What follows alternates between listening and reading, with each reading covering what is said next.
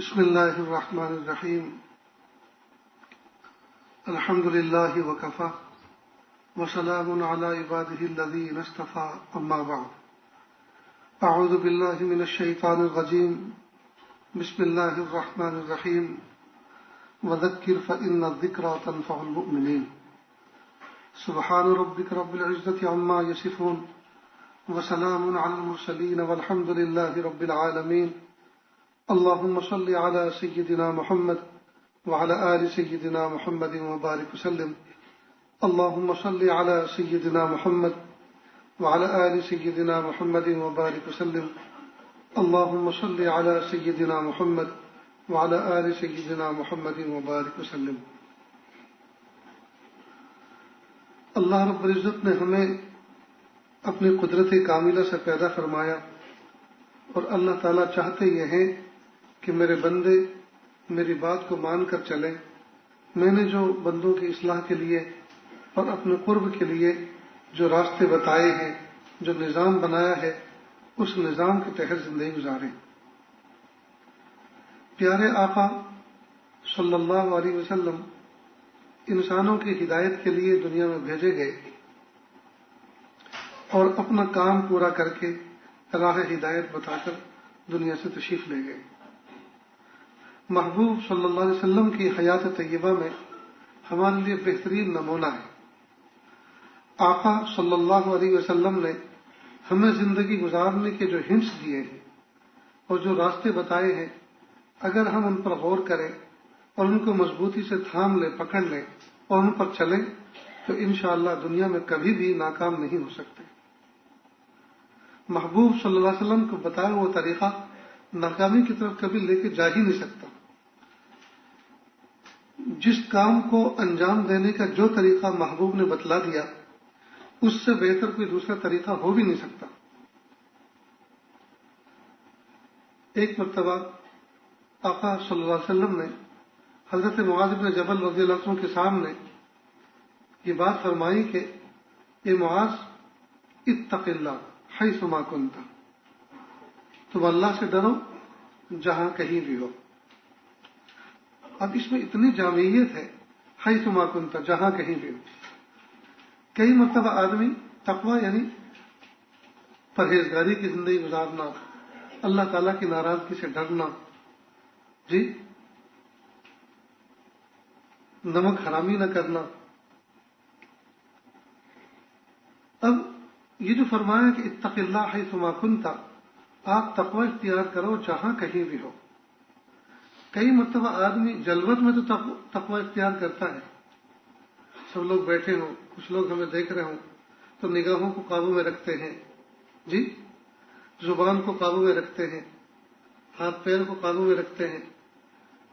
کئی مرتبہ آدمی دوسرے کے دیکھنے کے احساس سے ادھر ادھر کھجلاتا بھی نہیں، ہاتھ کی کھجلی بہت زیادہ لگتی، لیکن نہیں، اس لیے کہ دوسرا دیکھ رہا ہے، یہ ناشائستہ حرکت ہے۔ اسی طرح کئی مرتبہ آدمی کوئی احساس کہ میرے سر کے اوپر کیمرے لگے ہیں، اگر میں کوئی ایسی ناشائستہ حرکت کروں گا تو کیمرے میں قید ہو جاؤں گا، تو آدمی باوجود یہ کہ کئی مرتبہ بہت سے تقاضے ہوتے ہیں آدمی، لیکن ان تقاضوں کو نظر انداز کر دیتا ہے، اس لیے کہ میں انڈر واچ ہوں، مجھے کوئی دیکھ رہا ہے، میں زیر نگرانی ہوں۔ تو آقا صلی اللہ علیہ وسلم نے فرمایا معاذ بن جبل رضی اللہ عنہ سے، اتق اللہ حیث ما کنت، تم اللہ سے ڈرتے رہو جہاں کہیں بھی تم ہو، یعنی جلوت میں ہو تو بھی، خلوت میں ہو تو بھی۔ کئی مرتبہ آدمی دوسروں کے سامنے ہوتا ہے تو نگاہوں کو قابو میں رکھتا ہے، زبان کو قابو میں رکھتا ہے، ہاتھ پیر کو قابو میں رکھتا ہے، لیکن جو کوئی سامنے نہ ہو، تنہا ہو، تو آدمی پھر اس کی رعایت نہیں کرتا کہ کوئی مجھے دیکھ رہا ہے۔ اسے اس بات کا یقین ہوتا ہے کہ مجھے کوئی نہیں دیکھ رہا، تو وہ چاہے جیسے اٹھ پٹان حرکت کرتا ہے۔ تو محبوب کیا فرما رہے ہیں؟ کوئی تمہیں دیکھے یا نہ دیکھے، چاہے تم جلوت میں ہو چاہے خلوت میں ہو۔ اسی طرح کئی مرتبہ آدمی استاد کے سامنے متقی بنا ہوتا ہے، اپنے پیر و مرشد کے سامنے متقی بنا ہوتا ہے، ماں باپ کے سامنے متقی بنا ہوتا ہے، اپنے بیٹوں کے سامنے بیٹیوں کے سامنے متقی بنا ہوتا ہے، اور جب یہ چیزیں سامنے نہیں ہوتی تو پھر آدمی شیطان کو شرما دینے والے کاموں کا ارتکاب کرتا ہے. یعنی ہم جلوت کے پارسا اور خلوت کے پاپی بن جاتے ہیں. کمال یہ ہے کہ آدمی سب کے سامنے بھی درست و شست رہے، اور جب کوئی نہ ہو اس وقت بھی اپنے آپ کو درست و شست رکھے. اس لیے کہ جب کوئی نہیں دیکھتا تو ایک ذات ہے جو دیکھتی ہے، جس کو ہم اپنا رب کہتے ہیں، جس کو اللہ کہتے ہیں. کوئی نہیں ہے، اللہ تو ہے. اللہ اکبر کبیر. تو ہم جلوت میں بھی اور خلوت میں بھی بہر صورت تقوی اختیار کریں، اللہ سے ڈریں. اور یہ کیا ہوا کہ مخلوق سے ڈر لیے. مخلوق ہمارا کیا بگاڑ لی؟ مخلوق کے سامنے ہم پاکیزہ بن گئے، نیک بن گئے. مخلوق ہمیں کیا دے دے گی؟ جی، مخلوق ہمیں کیا دے دے گی؟ ہم بھوکے ہیں، ہم پیاسے ہیں، اور مخلوق کے سامنے ہم ایسا ریئیکٹ کر رہے ہیں کہ ہم متقی ہیں، ہم پرہیزگار ہیں. جی، تو یہ مخلوق ہمیں ایک وقت کا کھانا کھلا دے یا پیاسے کو پانی پلا دے کہ نہیں؟ اپنے اپنے کام میں لگے ہیں سب. تو مخلوق کو دکھانے کا کیا فائدہ؟ مخلوق کو دکھا کے تقوی اختیار کرنے کا کیا فائدہ؟ اصل تو یہ ہے کہ خالق میرا دیکھ رہا ہے، میرا رب مجھے دیکھ رہا ہے. وہ میرے دل کے دھڑکنوں سے بھی واقف ہے، وہ رات کی تاریکی سے بھی واقف ہے، دن کے اجالے سے بھی واقف ہے. وہ میرے ظاہر و باطن ہر چیز پر باخبر ہے. یعلم خائنۃ الاعین وما تخفی الصدور. وہ دل کی دھڑکنوں سے بھی واقف ہے اور نگاہوں کی خیانت سے بھی واقف ہے. تو پیارے آقا صلی اللہ علیہ وسلم نے کتنا پیارا اصول بیان فرما دیا. اتق اللہ حیثما کنت. جلوت ہو یا خلوت ہو، اپنوں میں ہو یا پرایوں میں ہو، جی، آپ کے معتقد ہو یا غیر معتقد ہو، اپنے وطن میں ہو یا اجنبی علاقے میں ہو. کئی مرتبہ نوجوان بچے شہروں میں جاتے ہیں، دیہات کے بچے شہروں میں جاتے ہیں، اور وہاں جا کر کئی مرتبہ ایسی ایسی حرکتیں کرتے ہیں جی کہ جو شرافت سے بالکل ہٹی ہوئی ہوتی. اور کیوں کرتے ہیں؟ وہ جانتے ہیں کہ علاقے میں تو کوئی دیکھنے والا نہیں، یہاں تو کوئی دیکھنے والا نہیں، کوئی پہچاننے والا نہیں. یا جس کبھی پردیس جاتا ہے اور یہاں وطن کے لوگ کچھ وہاں ملتے ہیں اور نوجوان بچے ہوتے ہیں، تو ہم ان میں یہ نصیحت کرتے ہیں کہ پیارے بچوں، دیکھو، وطن سے دور آپ رزق حلال کمانے کے لیے، دو پیسے کمانے کے لیے آئے ہیں، لیکن وطن سے دور کئی مرتبہ سدھرنے سے زیادہ بگڑنے کے مواقع ہوتے ہیں. اس لیے کہ وطن میں ہوتے ہیں تو ماں باپ کا ڈر، رشتہ داروں کا ڈر، دوست احباب کا خوف، یہ سب چیزیں ہوتی ہیں جو آدمی کو سدھار کر رکھتی. لیکن جب آدمی پردیس پہنچ جاتا ہے تو کوئی پہچاننے والا نہیں، کوئی دیکھنے والا نہیں، کوئی روک ٹوک کرنے والا نہیں، پاس میں پیسے ہیں، فل ٹائم ہے، تو آدمی انجوائے کرتا ہے اور کئی مرتبہ گناہوں کی کام کرتا ہے. تو وطن سے دور سدھرنے سے زیادہ بگڑنے کے مواقع رہتے ہیں، اس لیے بہت احتیاط کی ضرورت. تو کئی مرتبہ نوجوان بچے گناہ کرنے کے لیے، ناشائستہ حرکت انجام دینے کے لیے وہ اپنے وطن سے دوری اختیار کرتے ہیں، دوسرے شہروں میں جاتے ہیں، اور کئی مرتبہ وہاں ٹوپی پہننے والا ٹوپی اتار دیتا ہے، کرتا پہننے والا کرتا نکال دیتا ہے جی، اور فلمیں دیکھتے ہیں اور آوارہ گردی کرتے ہیں. کیوں؟ اس لیے کہ کوئی دیکھنے والا نہیں. جیسے ماں باپ کے بارے میں کسی نے کہا کہ جس کا تھا ڈر وہ نہیں ہے گھر، اب جو چاہے کر. کئی مرتبہ ماں باپ گھر میں نہیں ہوتے تو بچے طوفان بدتمیزی کرتے ہیں کہ جس کا تھا ڈر وہ نہیں ہے گھر، جو چاہے کر. یہ حال ہے. تو آقا صلی اللہ علیہ وسلم نے ہمیں ایک اصول، ایک پرنسپل دے دیا، ایک اصول دے دیا. اتق اللہ حیثما کنت. اللہ سے ڈرو تم جہاں کہیں بھی ہو. اس لیے کہ تم تنہائی میں ہو، اللہ تمہیں وہاں بھی دیکھ رہا ہے. تم جلوت میں ہو، اللہ تمہیں وہاں بھی دیکھ رہا ہے. تم جو لوگوں کے ڈر سے بچے ہوئے ہو، اس سے زیادہ ڈر تو اس بات کا پیدا کرنا ہے کہ یہ لوگ دیکھیں نہ دیکھیں، اور ان کے دیکھنے سے میرا کیا بگڑنے والا ہے. اصل تو اللہ کی ذات مجھے دیکھ رہی ہے. اب عجیب بات ہے، دو آنکھ والوں کا تو ڈر رکھتے ہیں جی، اور ایک کمزور سے انسان کا تو ڈر رکھتے ہیں، اور خالق کائنات رب کائنات کا ڈر ہم اپنے دل کے اندر پیدا نہیں کرتے. کتنی افسوس کی بات ہے دوستو. تو آقا صلی اللہ علیہ وسلم نے اتنا پیارا اصول بتلا دیا، اتق اللہ حیث ما کنت. تم اللہ سے ڈرو، تم جہاں کہیں بھی ہو، جہاں کہیں بھی. اللہ اکبر. مبارک نام کا ایک شخص تھا، مبارک نام کا ایک شخص تھا، ایک باغ کا مالی تھا. ایک مرتبہ باغ کا مالک وہاں سے گزر رہا تھا، باغ میں آیا اور کہا کہ بھئی مبارک، مجھے آپ کوئی پھل کا جوس دو، مجھے پیاس لگ رہی. اس نے ایک درخت سے انار توڑا اور اپنے ہاتھوں کے شکنجے میں یوں کر کے دبایا، گلاس بھر دیا، پلایا. تو جیسے انہوں نے پیا تو تھوڑا سا بکبکا سا لگا. تو کہا مبارک تم اتنا زمانہ ہو گیا میری یہاں خدمت کرتے کرتے، باپ کی باغبانی کرتے کرتے، تمہیں ابھی تک یہ شعور نہیں ہے کہ کون سے درخت کا کیا مزاج ہے؟ اچھے سے درخت کا پھل لے کر آؤ، میں کبھی کبھی یہاں آتا ہوں. تو اس نے بڑی معذرت کے ساتھ یہ بات کہی کہ جناب آپ نے مجھے باغ کا مالی بنایا ہے،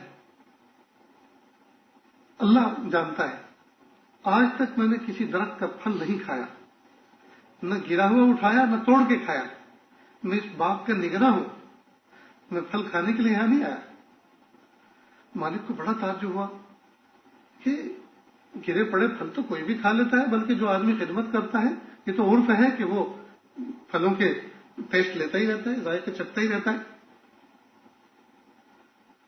تو اس کو اس کے تقوی پر، اس کی احتیاط پر بڑا رشک آیا. تو کہا مبارک ایسا کرو، تمہارے نیچے جو ہاتھ کے نیچے کام کرنے والے ہیں اپنی ذمہ داری ان کو دو اور آپ چلو میرے گھر. آج تک تم نے میری خدمت کی، آج کے بعد بس اللہ کی یاد میں رہنا. ان کو اٹھایا باغ میں سے اور لے گیا اپنے گھر کے یارڈ میں. بڑا سا گھر تھا، بڑی باؤنڈری تھی، وہاں پیون ہاؤس بنے ہوئے تھے. اس میں کسی ایک مکان کے اندر اس کو رہنے کا آرڈر کر دیا. یہ وہاں رہنے لگا، بس اللہ اللہ کرتا، اللہ کی عبادت میں گزارتا. جب کبھی مالک بلاتا تو پہنچتا. ایک مرتبہ مالک وہاں جیسے گھر میں آیا یارڈ میں، تو مالک کی عادت تھی کہ پہلے وہ مبارک سے ملتا، اس کے بعد اپنے گھر میں جاتا. کیونکہ اس کے تقوی سے اتنا متاثر ہوا، اس کی عبادت و ریاضت سے اتنا متاثر ہوا کہ وہ پہلے حضوری حاضری یہاں دیتا، اس کے بعد اپنے بیوی بچوں کے پاس جاتا. تو ایک مرتبہ مالک گھر میں آیا، مالک اپنے یارڈ میں آیا اور مبارک کی جھپڑی کی طرف پہنچا اور چہرے کے اوپر عجیب تفکرات تھے. تو مبارک نے پوچھا کیا بات ہے؟ چہرہ کچھ متفکر لگ رہا ہے. کہا میری ایک بچی ہے حور پری، اور اس کے نہ جانے کتنے پیغامات آ رہے ہیں، لیکن میں فیصلہ نہیں کر پا رہا کہ میں اس بچی کا رشتہ کس کے ساتھ کروں. تو مبارک نے کہا بیٹھیے، پانی وانی پیش کیا ہوگا اور کہا کہ دیکھو یہود نے مال کو پسند کیا، نصارہ نے جمال کو پسند کیا، اور اللہ کے محبوب صلی اللہ علیہ وسلم نے اپنی امت کے لیے دین کو پسند کیا ہے. لہذا جتنے بھی پیغامات آپ آ رہے ہیں، آپ ان تمام پیغاموں کو سامنے رکھ کر اس بات کو طے کرو کہ اس میں سے دیندار کون ہے. تو مسئلہ آپ کے لیے بہت آسان ہے، بس یہ بات کہنا تھا کہ اس کی تو بانچیں کھل گئی. بڑا خوش ہوا، کہا بس بس میرا مسئلہ آپ نے حل کر دیا. اب گیا گھر میں، بیوی نے دیکھا کہ بالکل بڑے حساس بچاس گھر میں آئے ہیں. تو کہا کہ مبارک نے میرا ایک پریشانی کا مسئلہ حل کر دیا. اب وہ کیا؟ مبارک کے سامنے جو میری بچی کے رشتے آ رہے ہیں، وہ میں نے رشتے سے متعلق ایک مشورہ اس کے سامنے رکھا تو یہ بات کہی. تو اس نے کہا کہ آپ یہ دیکھو جتنے پیغامات خطبے آ رہے ہیں، آپ یہ مل بیٹھ کر طے کرو کہ اس میں دیندار کون ہے. اگر دیندار ہوگا تو انشاءاللہ آپ کی بیٹی کبھی پریشان نہیں ہوگی، سکون کے ساتھ نکاح ہو جائے گا. تو بیوی نے یہ بات سنی تو سننے کے بعد عجیب بات کہی مبارک سے. کہا تمہیں یہ اپنے مالک سے کہ یہ مبارک تمہیں کم نیک نظر آ رہا ہے, کم دیندار نظر آ رہا ہے. بس ایک دم اس کا ماتھا ٹھنکا, پیشانی پہ ہاتھ مارا, کہے اس طرف تو کبھی توجہ گئی نہیں کہ مبارک بھی تو بالکل ینگ ہے, مبارک بھی تو بالکل ینگ ہے اور دیندار ہے. اس کے تقوی کی وجہ سے تو میں باغ میں سے اٹھا کے یہاں لے کر آیا ہوں, اس کی احتیاط کی وجہ سے میں یہاں تک لے کر آیا ہوں. اس سے بڑھ کر مجھے اور کیا دولت مل سکتی ہے. چنانچہ واپس پلٹ کر آیا اور کہا مبارک ایک بات کہوں کہ جی کہو, کہ میں آپ کو اپنا بیٹا بنانا چاہتا ہوں. یعنی کنایا تھا, اشارہ تھا کہ میں اپنا داماد بنانا چاہتا ہوں. یقیناً ان کی گردن جھکی ہوگی, اللہ سے متوجہ ہوئے ہوں گے, اس موقع پر جو بھی ریئیکٹ کرنا ہوگا کیا ہوگا. بہرحال اس مالک کی لڑکی کا نکاح مبارک کے ساتھ ہو گیا. کل تک باپ کے اندر مزدوری کرتے تھے جی, اور تقوی کی برکت سے, احتیاط کی برکت سے جی, پرہیزگاری کی برکت سے اللہ پاک نے باپ سے اٹھایا, یاڑ میں پہنچا دیا, اور اب اللہ پاک نے یاڑ کی حدود سے, نوکروں کی حدود سے نکالا, اور اللہ پاک نے اپنے خاندان کے زمرے میں شامل فرما دیا. جی جو بندہ پرہیزگاری کی زندگی گزارتا ہے اللہ پاک اس کو ایسے اٹھاتے ہیں. پھر کہیں ایک بیٹا پیدا ہوا, ایک بیٹا پیدا ہوا, اس کا نام رکھا عبداللہ. اور یہ آگے چل کر اللہ پاک نے ایسا مقام عطا فرمایا کہ امام بخاری کے مشائخ میں ان کا شمار ہوتا ہے, عبداللہ ابن مبارک. اللہ اکبر. دیکھیے دوستو, ایک آدمی تقوی اختیار کرتا ہے, پاکیزگی اختیار کرتا ہے, اللہ پاک اس کی نسلوں میں جی اس کا صبر اللہ تعالیٰ ظاہر فرماتے ہیں. تو محبوب صلی اللہ علیہ وسلم نے فرمایا اتق اللہ حیث ما کنت, تم تقوی اختیار کرو جہاں کہیں بھی ہو. یہ تقوی آپ کا اختیار کرنا تمہیں ضائع نہیں کرے گا, ضائع نہیں کرے گا. دنیا میں بھی کامیاب ہو جائیں گے اور آخرت میں بھی کامیاب ہو جائیں گے. اس لیے دوستو اللہ سے یہ دولت مانگو. یہ رمضان تو آئے ہی تقوی کے لیے, رمضان تو آئے ہم پرہیزگار بنانے کے لیے. اس میں پرہیزگاری نہ ملے, اس میں تقوی نہ ملے تو پھر ملے گا کہاں؟ تو ہم جلوت میں پارسائی کا اظہار کرتے ہیں, جلوت میں اپنی نگاہوں کی حفاظت کرتے ہیں, جلوت میں کھانے پینے میں ہم خیال رکھتے ہیں, جلوت میں ہم اپنی زبان کو قابو میں رکھتے ہیں جی, لیکن خلوت میں ہم اس کے بالکل خلاف کرتے ہیں. محبوب فرما رہے ہیں نہیں نہیں, جیسے جلوت میں ایسے ہی خلوت میں, جیسے استاد کے سامنے ایسے ہی ماں باپ کے سامنے, جیسے ماں باپ کے سامنے ایسے ہی شاگردوں کے سامنے, اور جیسے شاگردوں کے سامنے ایسے ہی عوام الناس کے سامنے.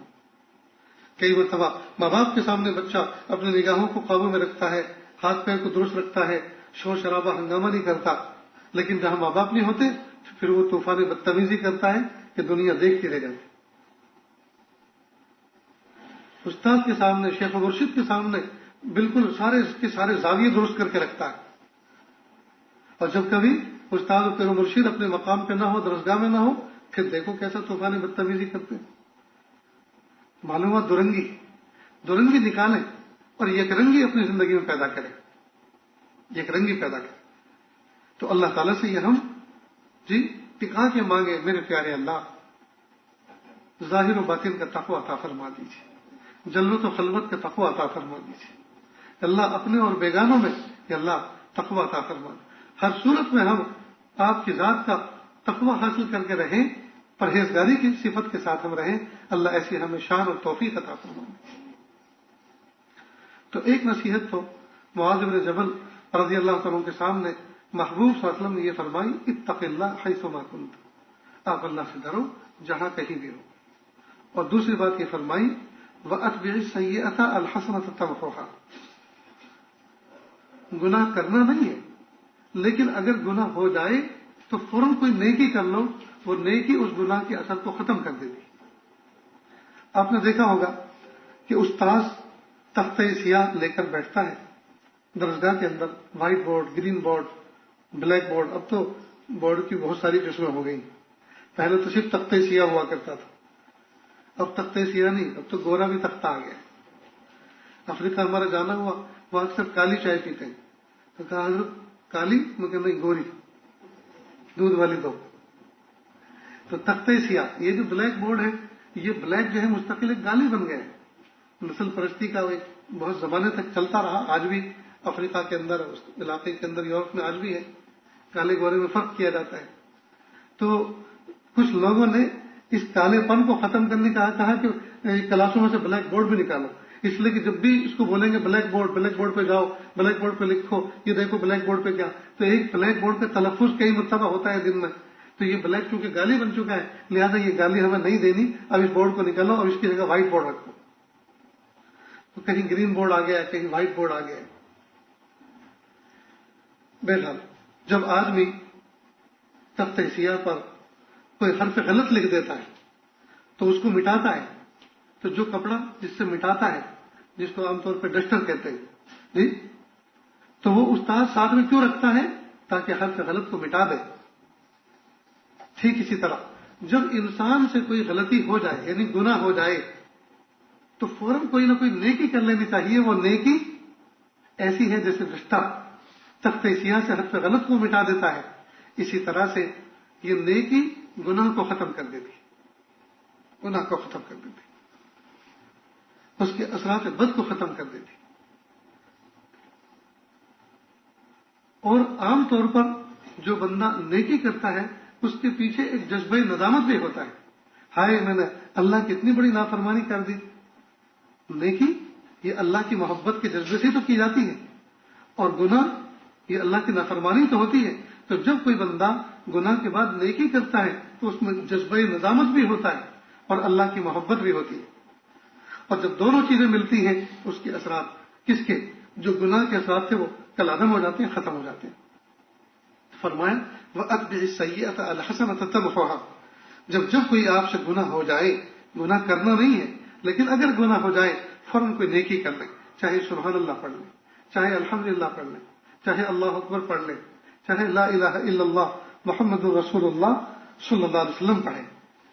یہ کلمہ اتنی بڑی طاقت رکھتا ہے کہ جب کوئی کافر و مشرک جب سچے دل سے صدق دل سے کلمہ پڑھتا ہے تو اللہ تعالیٰ کفر جیسا گناہ اس کا مٹا دیتے ہیں. تو یہ جو ہم روز مرہ کے روٹین کے صغیرہ گناہ ہوتے ہیں، یہ تو اس کے مقابلے میں کیا حیثیت رکھتے ہیں؟ جب کفر جیسا گناہ کلمہ پڑھنے پہ مٹ جاتا ہے تو عام گناہ یہ صغیرہ کیوں نہیں مٹیں گے بھائی؟ اس لیے کلمے کا تلفظ کر لیں سچے دل کے ساتھ، لا الہ الا اللہ محمد رسول اللہ صلی اللہ علیہ وسلم. اور محبوب صلی اللہ علیہ وسلم نے ایک جگہ فرمایا الاسلام یہدم بما کان قبلہ. اسلام لانے سے پہلے جو آدمی نے گناہ قصور کر رکھے ہیں اس کو مٹا دیتا ہے. ایک صحابی اللہ کے محبوب صلی اللہ علیہ وسلم کے سامنے آئے اور انہوں نے اپنا واقعہ سنانا شروع کیا کہ میں اتنا بڑا پاپی، اتنا بڑا مجرم ہوں. میرے یہاں ایک بیٹی پیدا ہوئی، مکہ مکرمہ میرے یہاں ایک بیٹی پیدا ہوئی. بیٹی پیدا ہو گئی. ہمارے معاشرے کے اندر بیٹی کا پیدا ہونا بہت بڑا آر سمجھا جاتا تھا. اب وہ بچی بڑی ہوئی، دودھ اس کو چھڑا دیا گیا. اب وہ اتنی پیاری، اتنی حسین تھی تو وہ اتنے پیارے انداز سے گفتگو کرتی تھی کہ میرا دل اس پر تھا، ہر وقت آنکھوں میں سمائی رہتی تھی. ایک مرتبہ جب وہ بات بھی کرنے لگی اور پیار کے انداز سے میرے سامنے پیش آنے لگی، ایک مرتبہ میں نے اس کو زندہ دفن کرنے کا سوچ لیا اور میں کدال اور پھاوڑا لے کر اس علاقے میں گیا جہاں زندہ درگور کیا کرتے تھے اور میں نے کھڈا کھودنا شروع کیا. کھودتا رہا. اب وہ بچی میرے سے بات کر رہی ہے، میں اس کی باتوں کا جواب بھی دے رہا ہوں اور وہ اتنے پیار بھرے انداز سے کہہ رہی ہے کہ ابو تمہیں پسینہ آ رہا ہے، تم پریشان ہو رہے ہو، تم کیوں یہ کھڈا کھود رہے ہو؟ اور جب میں آخری اپنا کام پورا کر چکا، زور سے میں نے اس کا ہاتھ پکڑا اور جھٹکا دے کے گڈھے کے اندر گرا دیا اور پھر میں نے اس کو مٹی ڈالنی شروع کی.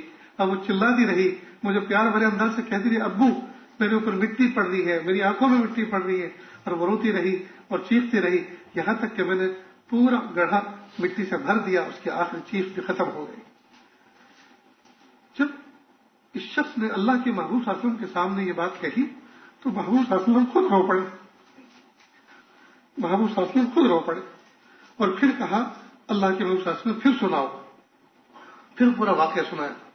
اب وہ پوچھتے ہیں کہ کیا یہ گناہ میرا اسلام لانے کے بعد ختم ہو سکتا ہے؟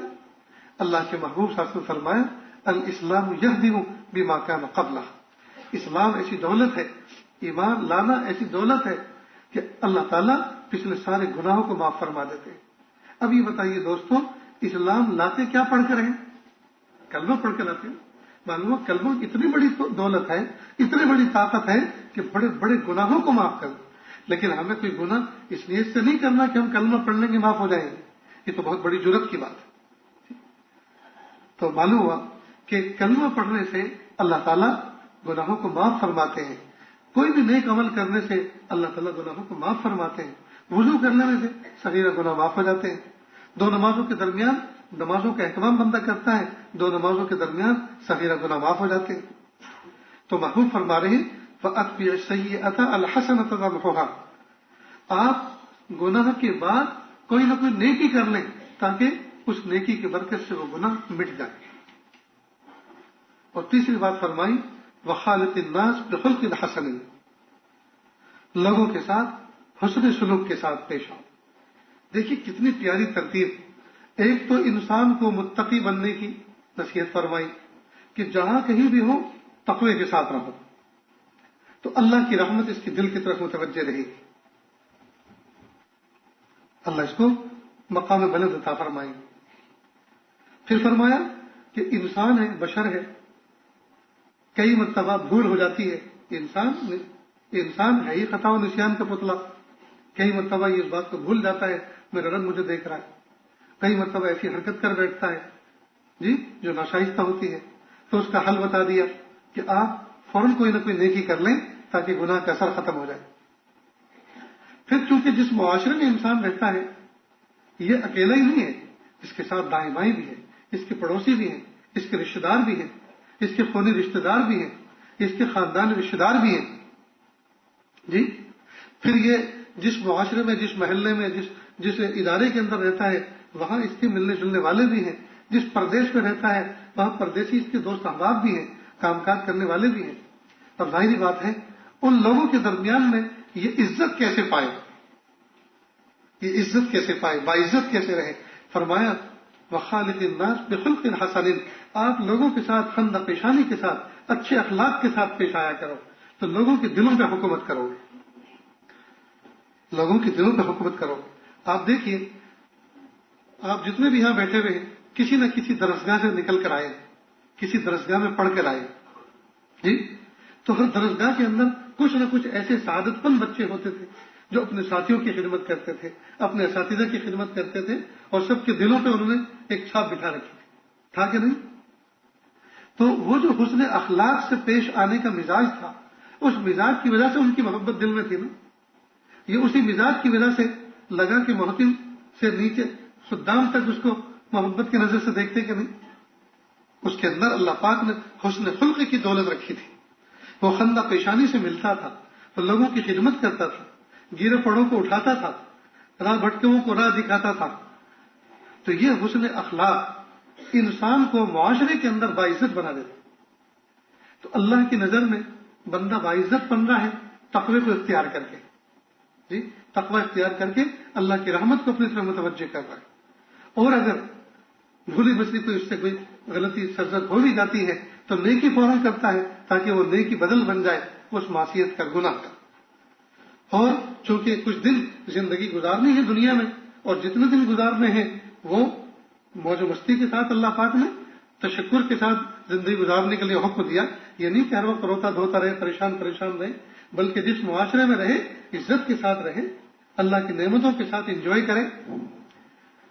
تو یہ زندگی مرنجہ مرنج بنانے کے لیے اللہ کے محبوب صلی اللہ علیہ وسلم نے اتنا بہترین گن ہمیں دیا وَخَالِقِ النَّاسَ بِخُلْقٍ حَسَنٍ جی، خلق حسن کے ساتھ آپ زندگی گزارو، اپنے تو اپنے پرائے بھی تمہارے دیوانے ہو جائیں گے، اپنے تو اپنے پرائے بھی تمہارے دیوانے ہو جائیں گے۔ بہت سے لوگ ایسے ہوتے ہیں سماج میں سیوا کرنے والے، معاشرے کے اندر کچھ کام کرنے والے بھلائی کا، کہ ہر کس و ناقص کی زبان پر ان کا نام ہوتا ہے، اپنے پرائے سب ان کو ان سے محبت کی نظر سے دیکھتے ہیں. ہم جن علاقوں میں رہتے ہیں کچھ نہ کچھ ایسے افراد ہوتے ہیں نا، سب آدمی ان کو محبت کے تذکرے کرتے ہیں. کیوں کرتے ہیں؟ ان کے اخلاق کی وجہ سے، ان کے کردار کی وجہ سے. وہ لوگوں سے جھگڑے نہیں کرتے، وہ لوگوں سے بیجا منہ نہیں مارتے، وہ گالی گلوچ نہیں کرتے، وہ بیجا پنگا نہیں لیتے. وہ حکمتوں کے ساتھ، محبتوں کے ساتھ پیش آتے ہیں، خندہ پیشانی کے ساتھ پیش آتے ہیں. وہ دکھ درد میں لوگوں کے کام آتے ہیں. جی، تو یہ دولت اتنی عظیم الشان ہے جو محبوب صلی اللہ علیہ وسلم کی زبان مبارک سے نکلی اور ہم تک پہنچی ہے. وخالق الناس بخلق حسن، لوگوں کے ساتھ حسن اخلاق کے ساتھ پیش آؤ. میں نے کئی دفعہ یہ بات سنائی آپ کے سامنے. بمبئی کے اندر ایک نیک دل شخص ہیں، وہ فرماتے ہیں کہ ایک مرتبہ میں ایک دکان کے پاس سے گزر رہا تھا، نماز کا وقت ہو رہا تھا. نوجوان بچہ ایک دکان کا مالک تھا، چلانے والا تھا. میں نے اس سے کہا بیٹا اذان ہو چکی ہے اور جماعت میں 5 منٹ باقی ہے اور میں جا رہا ہوں نماز کی. یہ نہیں کہا کہ تم بھی آؤ، یہ نہیں کہا کہ تم بھی آؤ، بس اتنا کہا بیٹا اذان ہو چکی ہے، جماعت میں 5 منٹ باقی ہے اور میں مسجد جا رہا ہوں. بس چلتے چلتے انہوں نے تیز قدم سے یہ کہا. بس اتنا سننا تھا کہ فوراً اس نے شٹر ڈاؤن کیا اور تیز تیز قدم وہ بھی پیچھے آئے. اور حاجی صاحب، آپ کے کہنے کا انداز اتنا اچھوتا، اتنا پیارا تھا کہ میں مجبور ہو گیا شٹر ڈاؤن کرنے پر. حالانکہ کئی دفعہ جو نوجوان بچے میرے محلے کے دین کے کام سے وابستہ ہیں، دین کے کام میں لگے ہوئے، وہ یہاں سے گزرتے ہیں اور مجھے ایسے سخت و سست الفاظ کہہ کے جاتے ہیں، کیا دنیا کی دم پکڑ کے کھڑا ہے، یہ دنیا تجھے کامیاب نہیں کرے گی، چل نماز کے لیے، اذان ہو چکی ہے. تو میں سوچتا ہوں نماز تو میں ضرور پڑھوں گا لیکن ان کے کہنے سے کبھی نہیں پڑھوں گا، اس لیے کہ ان کا انداز اتنا چبھتا ہوا ہے، ایسے زہریلا ان کا انداز ہے کہ ان کے کہنے پہ میں آؤں گا تو یہ تو مجھے مسجد میں پھر تانا دے. دیکھ آنا پڑا نا، مسجد میں آنا ہی پڑتا ہے. نہیں، ایسے انداز کبھی بھی آدمی کو دین کے قریب نہیں کریں گے بلکہ دین سے دور کر دیتے. جیسے کہ اس نے خود اقرار کیا کہ مجھے وہ نوجوان کہہ کے جاتے ہیں، سوچتا ہوں میں نماز تو انشاءاللہ پڑھوں گا جب اللہ کی توفیق ملے گی، لیکن ان کے کہنے سے کبھی نہیں پڑھوں گا. اور ان کا انداز اتنا پیارا تھا.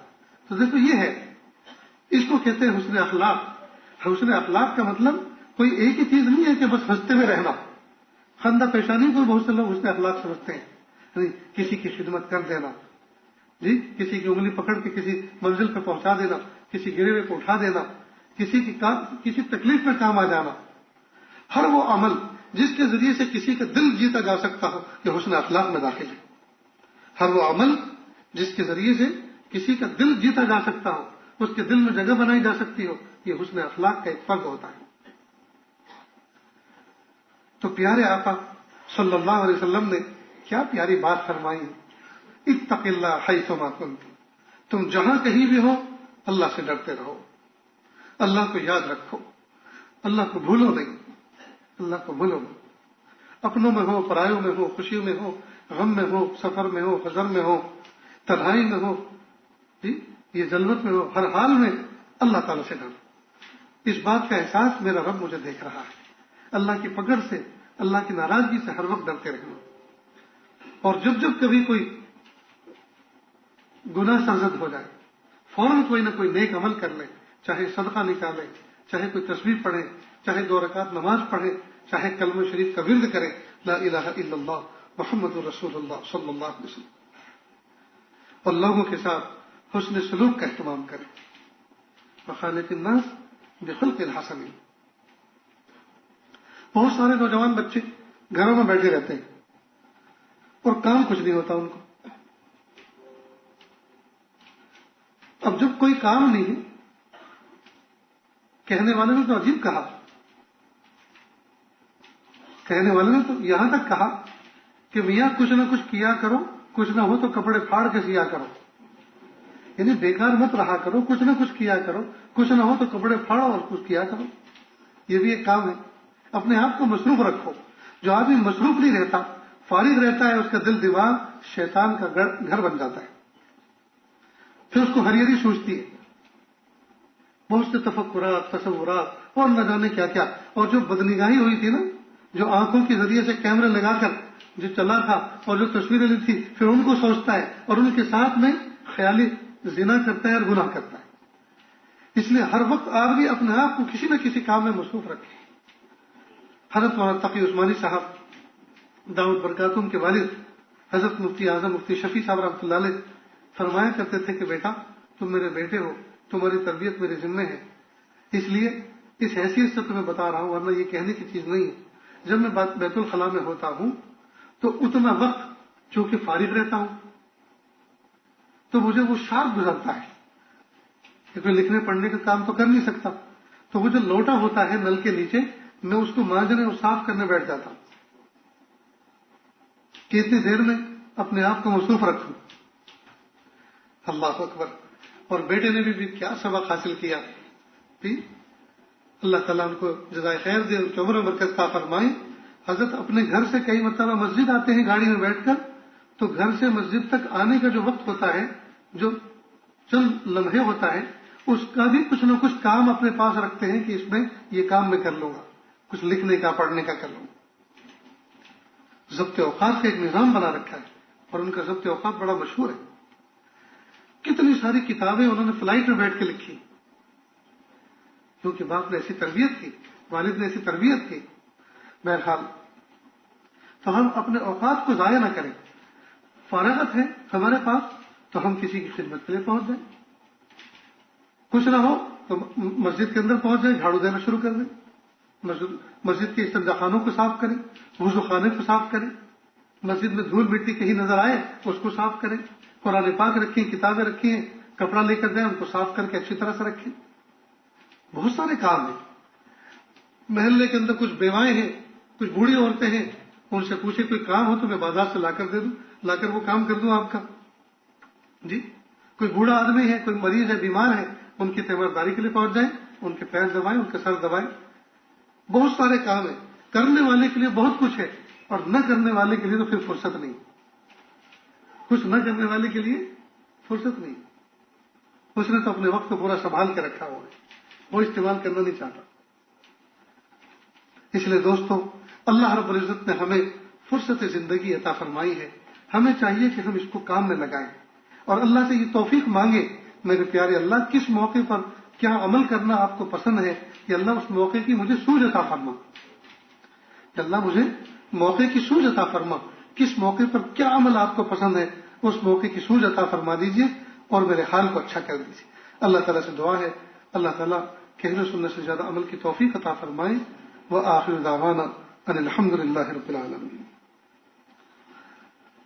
بہت سے احباب تنہائی میں آ کر کہتے ہیں کہ ہمیں بیٹھ ہونا ہے, توبہ طائب ہو کر زندگی گزارنی ہے, تو یہ عاجز توبہ کے کلمات پڑھاتا ہے, میرے پیچھے پیچھے پڑھتے چلے.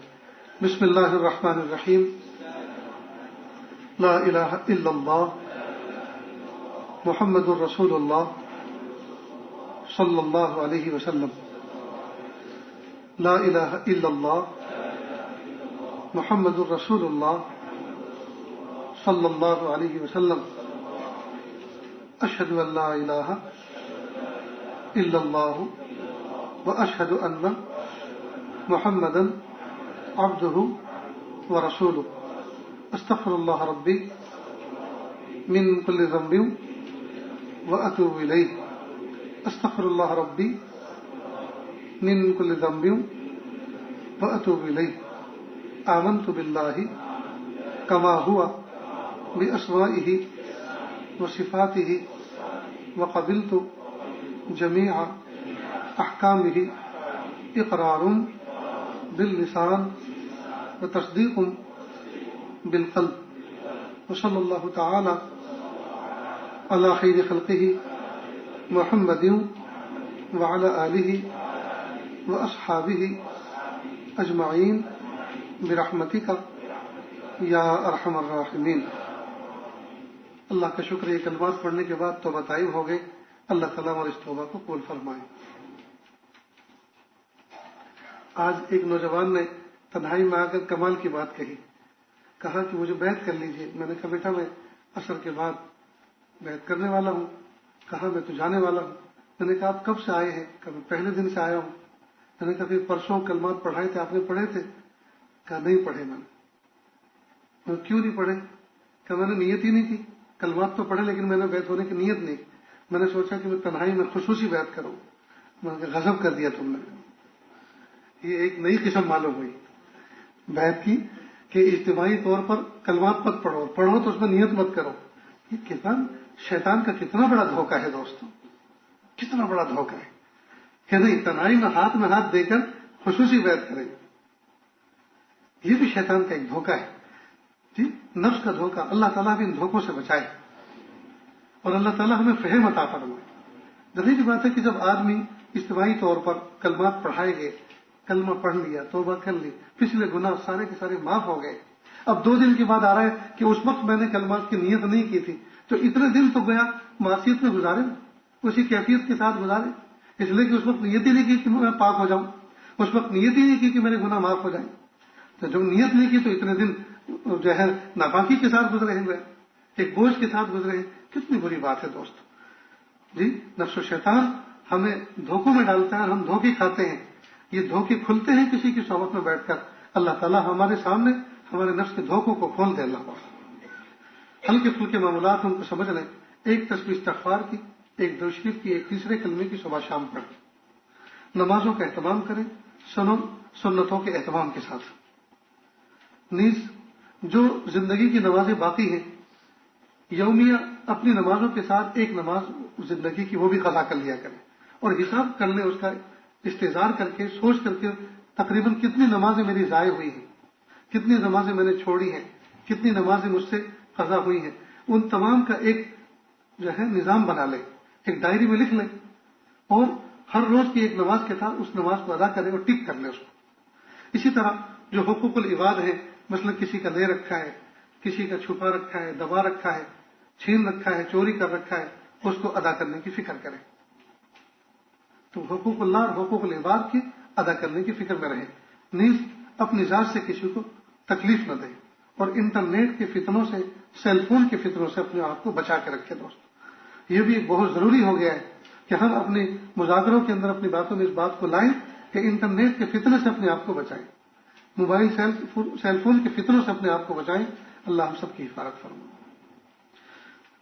دعا سے پہلے تھوڑی سی دیر کے لیے ذکر قلبی کر لیں, آنکھوں کو بند کر لیں, سر کو جھکا لیں, دنیا اور دنیا میں جو کچھ ہے اس سے ہٹ کٹ کے اللہ کی یاد میں ڈوب جائیں.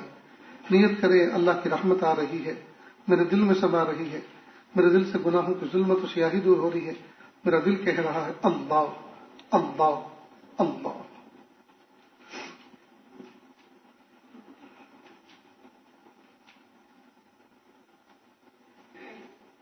تیرے ہیں ہم تیرے ہیں, جیسے بھی ہیں تیرے ہیں. تیرے ہیں ہم تیرے ہیں, جیسے بھی ہیں تیرے ہیں. دامن جذب کھیرے ہیں, جیسے بھی ہیں تیرے ہیں. کوئی نہ اپنا مہربان, تیرے بن ہم جائیں کہاں. اللہ کوئی نہ اپنا مہربان, تیرے بن ہم جائیں کہاں. تیرے در پہ ڈیرے ہیں, تیرے در پہ ڈیرے ہیں, جیسے بھی ہیں تیرے ہیں. دامن جذب کھیرے ہیں, جیسے بھی ہیں تیرے ہیں. روز قیامت سرخ رو, جب ہوں گے ہم روبرو. روز قیامت سرخ رو, اللہ جب ہوں گے ہم روبرو. کہہ دینا یہ میرے ہیں, کہہ دینا یہ میرے ہیں, جیسے بھی نہ یہ میرے ہیں جیسے بھی ہیں تیرے ہیں. آپ علیم ہیں آپ حکیم آپ رحیم ہیں آپ رؤوف. آپ علیم ہیں آپ حکیم آپ رؤوف ہیں آپ رحیم. تیرے نام سنہرے ہیں تیرے نام سنہرے ہیں جیسے بھی ہیں تیرے ہیں. تیرے ہیں ہم تیرے ہیں جیسے بھی ہیں تیرے ہیں. دامن عجز بکھیرے ہیں جیسے بھی ہیں تیرے ہیں. لا الہ الا اللہ. سبحان الملک الاعلی الوہاب. ہاتھ اٹھا لیجیے دعا کر لیں. بسم اللہ الرحمن الرحیم. لا احصی ثناء علیک انت کما اثنیت علی نفسک رب اغفر وارحم وانت خیر الراحمین. حسبی اللہ لا الہ الا ہو علیہ توکلت وہو رب العرش العظیم. اللہ جی ہم ظاہر میں آپ کے بندے حقیقت میں نہایت گندے. اللہ ہمارے دلوں کی گندگی کو دور فرما. ہمیں اپنی بندگی کا سلیقہ عطا فرما. شرمندگی والے کاموں سے ہماری حفاظت فرما. برے دن سے بری بات سے بری رات سے برے انجام سے ہماری حفاظت فرما. سوء خاتمہ سے ہماری حفاظت فرما. میرے پیارے رب آپ کے گھر کی چوکھٹ کو پکڑ کے بیٹھے ہوئے ہیں. دور دراز سے مہمان چل کر آئے ہیں. مشرق و مغرب سے شمال و جنوب سے چل کر آئے ہیں. اللہ بوڑھے بھی ہیں جوان بھی ہیں. میرے پیارے رب ہم آپ کے سامنے ہاتھوں کا پیالہ بنا کر بھیک مانگ رہے ہیں. اللہ اپنی رضا دے دیجیے. اللہ اپنی محبت دے دیجیے. اللہ اپنی معرفت دے دیجیے. اللہ اپنا قرب دے دیجیے. اللہ اپنی ولایت دے دیجیے. میرے پیارے اللہ ڈر لگتا ہے کہیں آپ یہ نہ کہہ دیں او بے وقوفو تمہیں شرم آنی چاہیے تم مجھ سے کیا کیا مانگ رہے ہو. تمہارے اعمال بھی ایسے تھے. میرے پیارے رب بڑے ادب کے ساتھ آپ کے سامنے عرض کریں گے. اللہ جی آپ ہی نے تو فرمایا ادعونی استجب لکم مجھ سے مانگو میں تمہیں دوں گا. میرے پیارے اللہ آپ نے مطلق فرمایا یہ بھی فرمایا متقیوں مانگو تو دوں گا گنہگاروں مانگو تو نہیں دوں گا. میرے پیارے اللہ آپ نے تقسیم تو نہیں فرمائی آپ نے تو عام فرمایا ہے. اللہ جی اسی عموم کو سامنے رکھتے ہوئے اللہ جی ہم آپ سے جرأت کر رہے ہیں مانگ رہے ہیں. پیارے اللہ اپنی محبت دے دیجیے اپنی معرفت دے دیجیے اپنا قرب دے دیجیے اپنی ولایت دے دیجیے مقام احسان دے دیجیے مقام احسان کا کامل احساس دے دیجیے. میرے پیارے رب دے دیجیے. رب کریم دے دیجیے رب کریم دے دیجیے. ہم نے مانا کہ ہم ان نعمتوں کے قابل نہیں ہیں لیکن نااہلوں کو اہل بنانا بھی تو آپ ہی کا کام ہے. اللہ اہل بنا کر دے دیجیے. اللہ اہل بنا کر دے دیجیے. ایک بچہ اپنے باپ کا پیارا ہو اپنے باپ سے وہ موٹر سائیکل مانگے اور اس کو چلانی نہ آتی ہو تو باپ اس کو دلاتا ہے اور دلانے کے بعد پہلے اس کو چلانا سکھاتا ہے اس کے بعد اس کی چابی اس کے حوالے کرتا ہے. میرے پیارے اللہ دنیا کا ابا بچے کو پہلے سکھاتا ہے کسی قابل بناتا ہے اس کے بعد اس چیز کو اس کے حوالے کرتا ہے. میرے پیارے اللہ آپ ہمارے ربا ہیں آپ ہمارے ربا ہیں. اللہ ہمیں کسی قابل بنا دیجیے. اللہ ہمیں کسی قابل بنا دیجیے. اللہ عافیت کے ساتھ بنا دیجیے. اللہ عافیت کے ساتھ بنا دیجیے. اللہ اپنا قرب دے دیجیے اپنی ولایت دے دیجیے مقام احسان دے دیجیے مقام احسان کا کامل احساس دے دیجیے. اللہ ہم سب کو ایسا بنا دیجیے ہم آپ کو پسند آ جائیں. اللہ عرب اور عجم میں آگ لگی ہوئی ہے اللہ ترس کھا لیجیے. اللہ امت کے حال پر رحم کر دیجیے.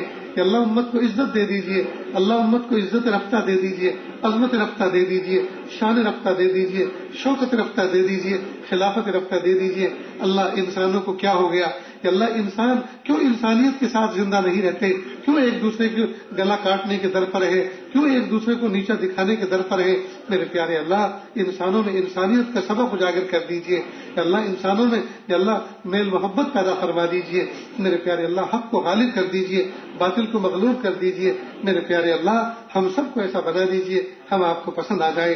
اللہ اس مجمع میں اور جہاں جہاں تک یہ صدائیں جا رہی ہیں جو ان دعاؤں پر آمین کہہ رہے ہیں کہ اللہ سب کے دلوں کے اندر کہ اللہ کچھ الجھنیں ہیں کچھ تکلیفیں ہیں کچھ پریشانیاں ہیں کہ اللہ بہت سی تکلیفیں پریشانیاں تو وہ ہیں جن کو مخلوق کے سامنے کہہ بھی نہیں سکتے اور دل میں رکھ کر سہ بھی نہیں سکتے. اللہ سب کی تکلیفوں کو دور فرما. میرے پیارے رب سب کی تکلیفوں کو دور فرما.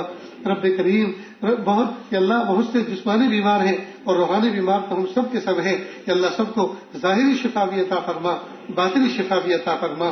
میرے پیارے اللہ زندگی اس طرح گزارنے کی توفیق عطا فرما کہ لطف زندگی آ جائے, لطف زندگی آ جائے. میرے پیارے اللہ آپ کے لیے کیا مشکل ہے؟ اللہ جی ہمارے لیے نیک بننا مشکل ہے, آپ کے لیے بنانا تو آسان ہے. اللہ جی آپ بنا دیجیے. اللہ ہم بننا چاہتے ہیں, ہم ایک قدم آپ کی طرف بڑھاتے ہیں, نفس و شیطان ایسی ٹھوکر مارتے ہیں 10 قدم پیچھے جا کے لڑک جاتے ہیں. میرے پیارے رب آپ ہمیں اپنا قرب عطا فرما. اللہ آپ اجتباء فرما لیجیے, اللہ آپ انتخاب فرما لیجیے, اللہ اپنا قرب خاص عطا فرما دیجیے. میرے پیارے رب رحمتوں کا معاملہ فرما, برکتوں کا معاملہ فرما. یا اللہ رحمت کا پہلا عشرہ چل رہا ہے, یا اللہ اس کے بھی 4 روزے پورے ہونے جا رہے ہیں. میرے پیارے اللہ کل تک تو یہ تھا رمضان آنے والے ہیں اور 4 روزے ہمارے ہاتھوں سے گزر بھی گئے اور ہم نے تو کچھ بھی نہ کیا. اللہ ہم نے تو کچھ بھی نہ کیا.